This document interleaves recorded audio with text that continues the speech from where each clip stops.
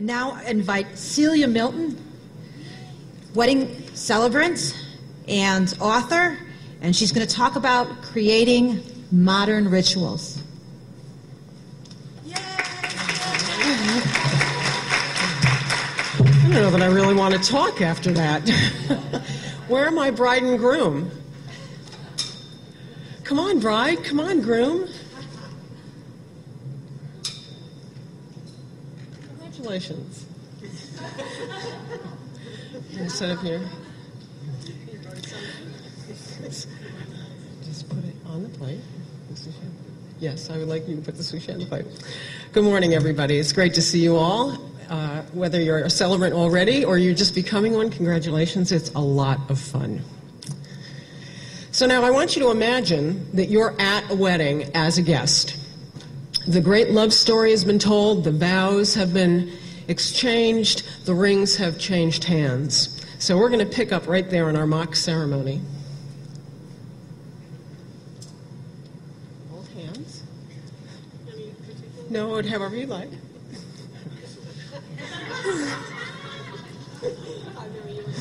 He's going to start quoting my own ceremonies back to me. As a civil celebrant authorized by the state of confusion, I hereby pronounce you not really husband and not really wife and not really partners in family. You may give each other an air kiss.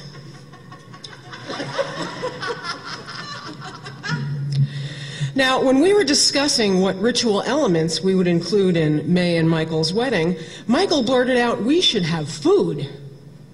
Nothing could be more appropriate, especially for this couple, because they love food. Cooking together and eating together, entertaining their friends and their family. Sharing food is never about eating. Sharing a meal is one of the most powerful demonstrations of family and fellowship.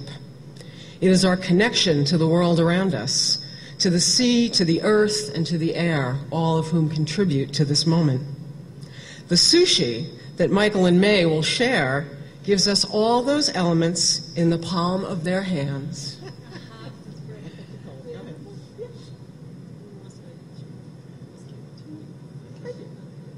Sushi for breakfast. Rice is the staff of life. It represents the sustenance that your partnership will give to you in our connection to the earth. The tuna represents the bounty of the sea, renewing with our care and concern, and the red is the color of celebration. Fish is a symbol of prosperity. It's a symbol of a life without want. The soy sauce reminds us that life is often sweet and salty at the same time. Wasabi is the spiciness that evolves with time to a passionate burn. And sesame seeds represent many children. Music to the future grandparents' ears.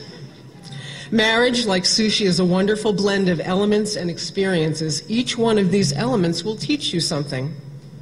As they combine to form the pattern of your life, each individual experience, each moment retains its own personality. Like each grain of rice, like each tiny sesame seed. But together they form these moments that transcend any singular flavor. So by sharing this sushi, you are now symbolically demonstrating your commitment to face all of life together, to enjoy every moment of joy, of challenge, to learn and grow from everything that comes your way. No wasabi, but... Oh, well. Cheers.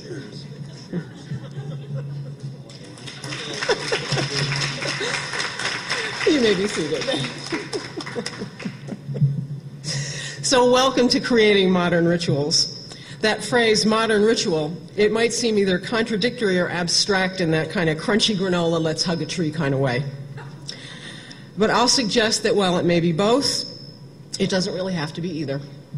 I'd prefer to call this thing making memories. Let's keep it really simple. No PowerPoint, no laptop, no nothing. When we make a ritual, we create a visual, tangible reminder of the event that we're celebrating. In many ways, we create, as my friend Poet John O'Donohue would say, a feast for the senses. By injecting the unexpected chunk of senses, whether it's the smell of incense or the sound of a gong, or the unexpected visual of a draping or a lasso or the 7 steps, we have shocked emotion into remembrance. Rituals exist all around us, in huge and in tiny ways, and they serve us well. You've created rituals for yourself. You probably have had a couple of ritual moments already, the way that you made your coffee this morning, your lucky shirt, or your lucky socks, or your lucky black pen, no blue. The way you print your ceremonies, the way you print your keepsake copies, or maybe the way you even start to write. Do you gather all your books around you? Do you need that pen? Do you need that music? Maybe you use visualization. Maybe you use an inspiration board. Maybe you image. We all have our rituals, and we need them. Clearly, the challenge might be to find something that isn't a ritual, not what is. Each word and every movement in a ceremony is filled with meaning. And while, of course, the joining of the partners is the most obvious, the most important reason for that gathering, there are always the subtexts. There are always the nuances to the ceremony, and it's your expertise that will help you and your couples really create rituals that are evocative and celebratory. It sounds really mysterious, but it really isn't. Every time you suggest a way for a couple to remember their relatives who've passed, every time you integrate a favorite object, a cherished poem, every time you tweak that sand pouring or encourage your couples to approach their vows in a different way, every time you do that, you're creating a ritual. Every time you step away from that unity candle and have your couples pour salt or share wine, you're creating a ritual. And after your ceremony, when Uncle Phil comes up to you and says something like, I really didn't expect much from that ceremony. It wasn't in a church, but I was really moved. And trust me, it'll happen. You'll know that you created a ritual, but you've created a ritual that every person in that room is going to remember, far beyond the context for which you created it. That's a great ritual. Now, we might ask, why bother to reinvent the wheel? Well, because the wheel needs a new hubcap. Rituals connect us to each other, to humanity. They continue a holistic connection, but we need to express it in language that works for that couple. The creation of ritual, it's a really delicate task. Partly because as officiants, we can only be responsible for half of that journey. We're meeting our audience halfway. The other part, the larger part perhaps, is that the audience is responsible for that creation just as we are. Many of us feel alienated by the rituals we grew up with, but we still yearn for rituals that express us. They express our individuality, and they may at the same time embrace change and tradition, and your clients are no different. In many of their families, the contemporary families, rituals are totally abandoned. There is no family dinner anymore. Many of our younger clients seek those rituals that speak in their language, not their grandparents', even though each generation will hold the same values dear. We live in a crazy, temporary society, and it's a society that longs for ritual as a whole. If you think of your wildest, most untraditional couples, the chances are that they may have wanted their parents to give them away. They may have wanted you to pronounce them husband and wife. And they may have wanted you to say, "You may kiss your bride." That's the one that always surprises me. For many of them, although the content of that ceremony can be very radical, the format is often very traditional and very comforting. There's a very small and very surprising area where this desire to be totally radical and to be totally traditional intersect. And that's where your creativity as an officiant can be the most fruitful. By bringing your wide knowledge, or at least your world-class Googling skills, by bringing that together with your compassion and our out-of-the-box thinking, We create the rituals of today that will become the fabric of these couples' tomorrows. We are the memory makers. I think Willy Wonka said that. Every ritual was used someplace first. The Last Supper was once a first supper. Someone somewhere stepped on a glass in remembrance of the destruction of the temple. It's these physical reminders of these events that add a visual, tangible quality to your ceremony. It's visually meaningful. Communion equals transubstantiation. Breaking of the glass equals destruction of the temple. A good ritual not only represents some facet of the wedding, but it adds texture to that ceremony. It becomes less of a tableau, and it's more inclusive to everybody that witnesses it. Quite simply, I want everybody in the boat with me. I want them to be invested in that ceremony beyond their knowledge of the couple. I want that ceremony to be everybody's ceremony in some way. So where do we start? Where do we start for this inspiration? You'll find it in your questionnaires, that list of questions that you give your couples. Your questionnaires should be constructed to give you the information that you need to write your ceremony and construct their rituals. Mine is, and if you email me, I'll be happy to send you my questionnaire. It's a lot different than the one I started out with. There are pointed questions that make it very easy to construct and include rituals in those weddings. Some are very traditional, some are a little bit weird.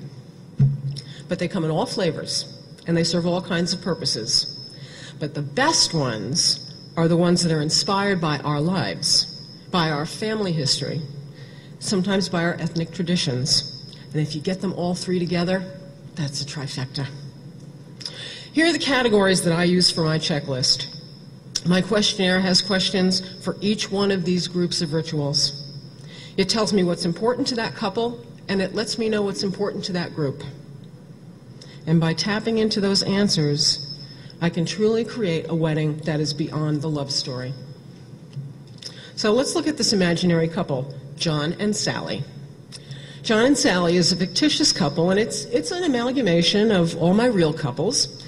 But being imaginary, they have conveniently given me the mother lode of information. So I've woven their answers into this discussion. When I think about rituals, I think about 4 categories, and interestingly enough, this is usually the order in which they come in the ceremony. There's the history of the individuals and of their families. There's the unity of the couple. There's the unity of the wider group. And then there's the change of status. I think that goes back to Van Gennep. That was a long time ago for me. So what's important to the bride or groom? What rituals are already part of their daily lives?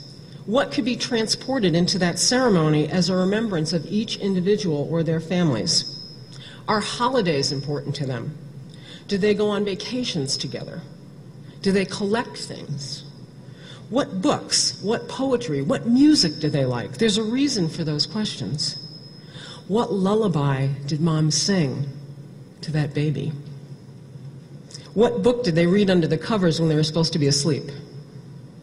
Is there a song or a poem or a toast or a skit that they perform at every family function, no matter how embarrassing? John and Sally both mentioned that they loved going to their grandparents' house for family dinners. Their family is very important to them, and they wanted to honor their background without a memorial moment in their ceremony. So we decided to do a sand pouring, but instead of using glass vases, we decided to use a gravy boat from each grandma. It was a sweet remembrance of each grandma and of all those happy times. And it was also a subtle reminder of that table hospitality, that communion. Of course, one of the most common rituals we're asked to create is the remembrance. Sometimes it'll be a moment of silence. Sometimes there are photos of the relatives at their receptions. If you ask your couples what they remember about their relatives, the odds are that what they remember is going to include an object. And that object can very often be included in their ceremony with words to mark its importance. Dad's hat could be used for the wedding cards and then kept as a remembrance of that day. one of my